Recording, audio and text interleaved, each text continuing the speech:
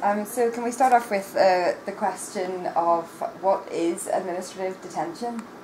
Administrative detention is a policy that Israel uses to hold Palestinians indefinitely without charge or trial. So this administrative detention actually dates back to the British Mandate period, where it was also used against Palestinians. And so the idea behind it is that the Palestinian is arrested, and then they're giving an administrative detention order from between 1 month to 6 months, which is renewable indefinitely.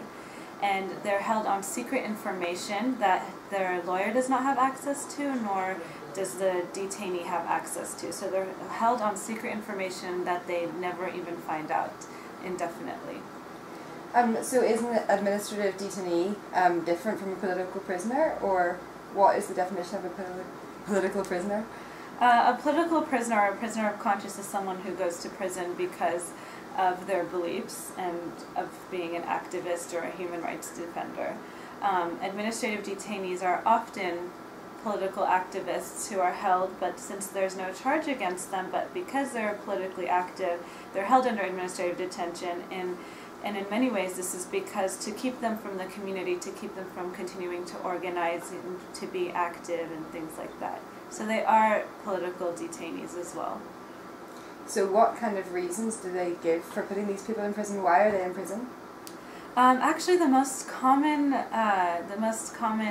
charge is throwing rocks. So we see a lot of kids who are 13 years old, 12 years old, who are being arrested because Israel claims that they were throwing rocks at a settler or at an Israeli military jeep or something like that. But there's of course an array of charges. So all of these things, including throwing rocks, are under military orders. So it's against a military order to throw a rock, for example. So that's why they would go to prison for that case. And so are you saying that children as young as 13 or 14 are being arrested, or are they being detained? Are they being imprisoned as well? Yes, there's even, we have seen some cases of children actually being in administrative detention. But they are being detained, they're being arrested from their homes in the middle of the night at midnight, 1 a.m., 2 a.m., taken from their families don't know where they're being taken, they're denied seeing a lawyer, they're denied family visits. This happens often. Child's rights are constantly being violated by Israel. To hold children who are under 18 in detention centers? The way that they're being held is illegal because they're being held hold on, sorry, I'm making my voice that. So they're being held against what is best for the child, which is against international law. So until recently, a child was considered to be under 16 years of age under Israeli law. However, by international law, a child is under 18 years of age. Now the law has changed. However, it has only changed on paper, but it hasn't changed in practice. So even if a child, let's say, who's 17 years old, is arrested at the age of 17, but their trial is after their 18th birthday, then they will be tried as an adult. So they can be held for a period of time before their trial starts. The trial can start after a year of detention, and so they'll be tried and charged as an adult instead of as a child. The conditions for children are very bad. I mean, we've heard cases of children being coerced and threatened during interrogation. Imagine being a kid, and there's a lot of videos on YouTube that you can see on our website of children who are being interrogated and what they go through. They're yelled at, they're threatened to not ever go back to school, their families threatened. We've had cases where they were threatened with rape or sexual abuse. When they're in the prison, they're sometimes held with adults. They have tear gas thrown at them in the prison. They're denied family visits, so they're in very harsh conditions, and it's very traumatic for the children to be put in these conditions. And also, arresting children is a way for Israel to also,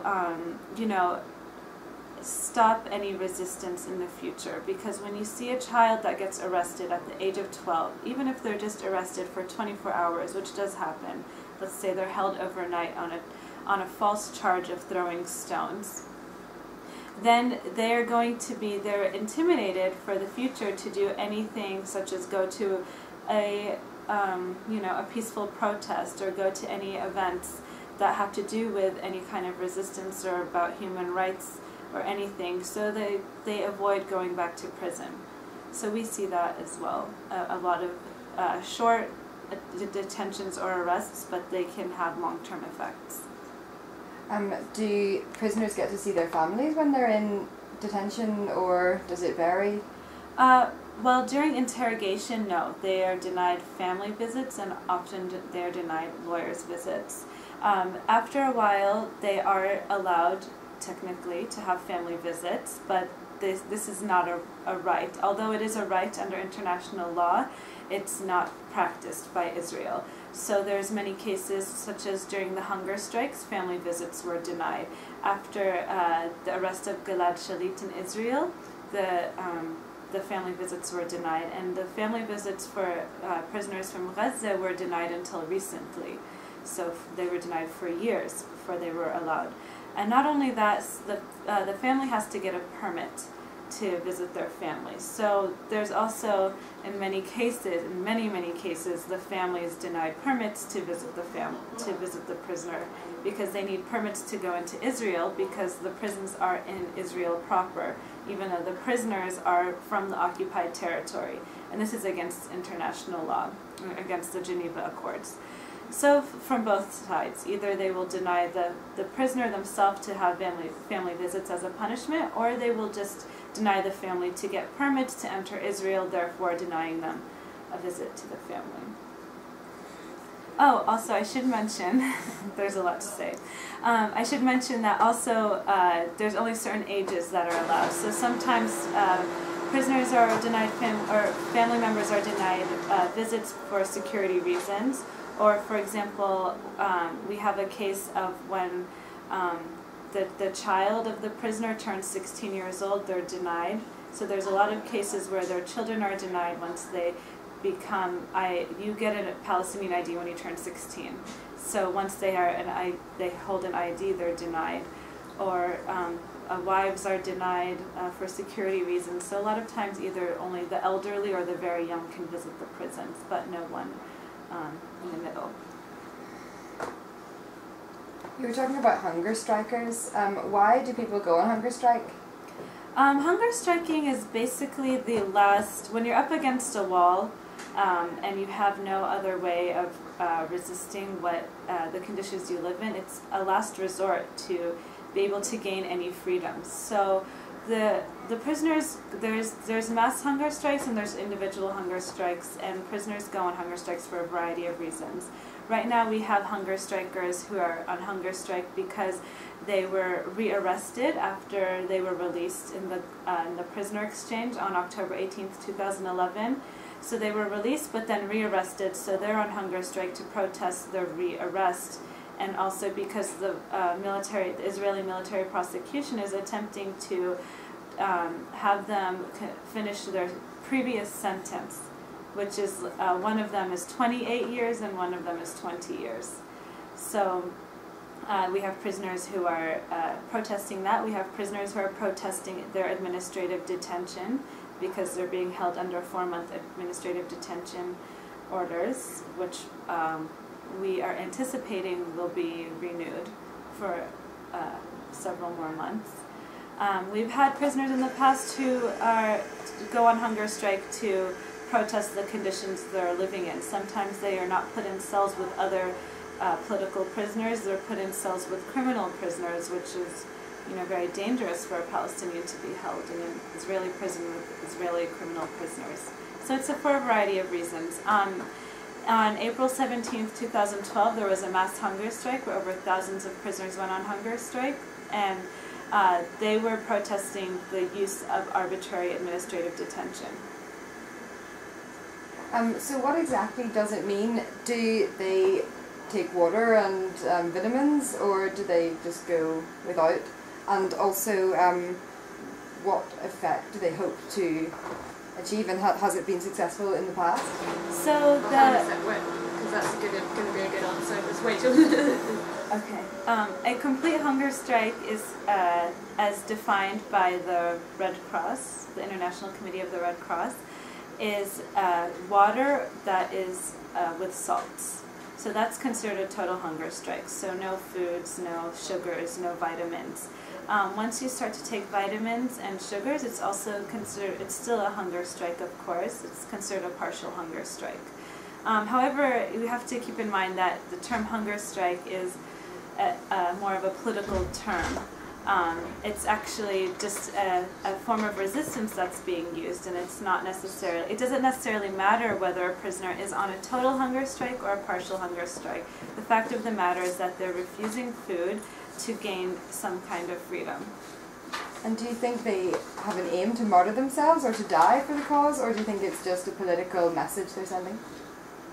Well, they, you know, there are prisoners who have died on hunger strike before, who have been martyred for the cause of freedom, and we have 3 prisoners right now who are in very, very critical health conditions because of their hunger strike and because Israel is refusing to negotiate with them. They've been on hunger strike for 63 days. They were only transferred to hospitals recently. Before that, they were held in cells with the Israeli intelligence attempting to coerce them to end their hunger strikes with false promises of a court hearing and things like that. So we have seen many cases of prisoners who died from a hunger strike or from complications of a hunger strike because there was cases of medical negligence, for example. Do you personally think that the hunger strikes are a good way of protest? Do you think they're going to achieve something? I think it's the last resort for the prisoners, and I think it is a way of achieving their aims in many ways. There was a large mass hunger strike in 1992. Before 1992, the prisoners had very, very, very terrible conditions in the prisons. I mean, they had no mattresses. They were eating only food that the criminal prisoners were making that was very dirty and very unsanitary. And after that hunger strike, they had a few more freedoms, such as mattresses, such as the ability to buy foods from a canteen and things like that. So it is a way of achieving freedoms. However, of course, we also need the international community to come together against Israel's policies of administrative detention, arbitrary detention, child detention, and against political detention in general. And we need the world to come together to also work on putting pressure on Israel to end all of these policies. Is that what you would define as Addameer's aim in collecting all this research and data about prisoners? Is it the aim to raise awareness and put pressure on the Israeli government through international sources? Yeah, of course. I mean, I believe that Israel should be held accountable for its policies, and our aim is to support the prisoners to work towards ending administrative detention and towards holding Israel accountable to international law. There's a question I want to ask about, what was it? Oh yeah. Tell us about some of the cases the organisation has dealt with, any striking stories that have stayed with you? Well, right now we're dealing with the case of a youth organizer, actually. His name is Hassan Karaje. He works for Stop the Wall, which is a grassroots organization based in Ramallah that works against the apartheid wall that's being built around the West Bank. He also organizes events for youth to go on like touristic type trips around the West Bank to get to know the land. He has represented Palestinian youth in the Arab Thought Forum and in many different conferences across the Arab world. And he was just arrested last week, actually. He's a human rights defender who's very involved with youth. And this is, the arrest of Hassan is a big statement to the youth to stop organizing, to stop being politically active. And this is very concerning to us as an organization. I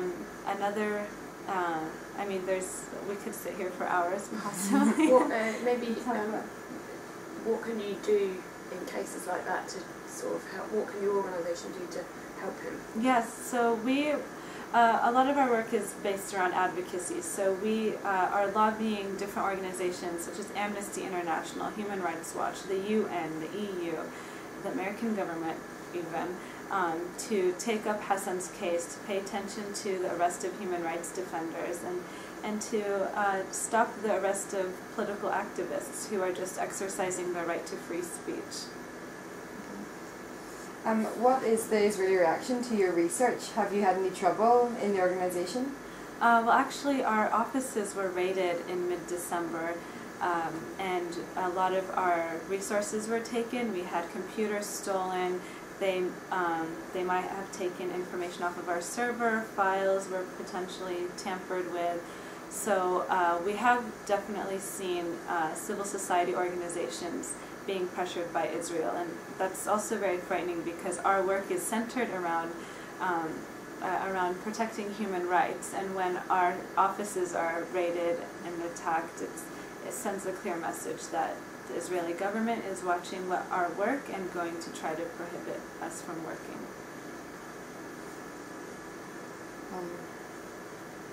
You mentioned that Iman Nasser had been kidnapped from this organization. Does that make you scared to work here? Not at all. I really believe in the mandate of our organization, and I think that we're working for a very just cause, and so I'm not afraid to continue working here, and I don't think anyone should be afraid to speak up. It's our right to speak out against human rights injustices, and that's all that we're doing here when we advocate for the prisoners. Do you feel that the organisation has been successful? What does it actually achieve? It's very hard to talk about success when you're going into a military court and dealing with an occupation, and we still have 4,743 prisoners in Israeli jails. So from that end, I don't know how exactly you can measure success. However, we can measure success by the number of supporters we have, and we've seen our support network growing immensely, even in the few months that I've been with this organization. And I think that is a good sign, and I think that if we can put international pressure and have activists from around the world and people of conscience from around the world coming together for the prisoners issue, that we will see actual success in the future. Thank you very much. Thank you. That's about everything.